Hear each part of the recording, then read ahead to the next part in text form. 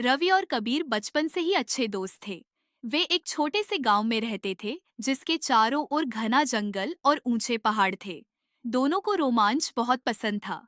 एक दिन उन्होंने गांव के पास स्थित रहस्यमयी गुफा को खोजने का निश्चय किया, जिसके बारे में कहा जाता था कि उसमें अनमोल खजाना छिपा है। अगली सुबह वे अपनी जरूरत की चीजें, खाना, एक लालटेन और एक रस्सी लेकर निकल पड़े। जंगल का रास्ता लंबा और कठिन था, लेकिन दोनों दोस्त हंसी मजाक करते हुए आगे बढ़ते गए। कुछ घंटों की यात्रा के बाद वे गुफा के द्वार पर पहुंचे।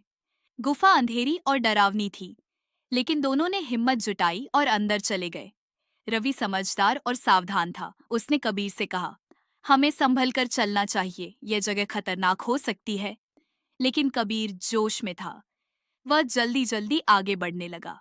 जैसे ही वे गुफा के अंदर गए, उन्हें चारों ओर चमकते हुए पत्थर और अजीब आकृतियां दिखने लगी। कबीर आगे बढ़ता गया, लेकिन अचानक उसका पैर फिसल गया और वह एक गहरे गड्ढे में गिर गया। रवि, मदद करो! कबीर चिल्लाया। रवि घबरा गया, लेकिन उसने हिम्मत नहीं हारी। उसने जल्दी से अपनी रस्सी निकाली और कबीर की ओर फेंकी।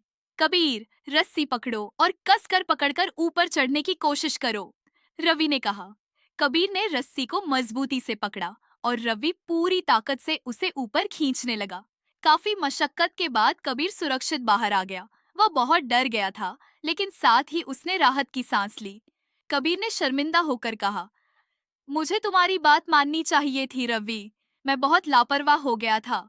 रवि मुस्कुराया और बोला, कोई बात नहीं दोस्त, हम साथ हैं और यही सबसे जरूरी है।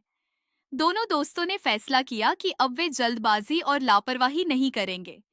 वे खुशी खुशी गांव लौट आए, ये समझते हुए कि दोस्ती सबसे बड़ा खजाना है।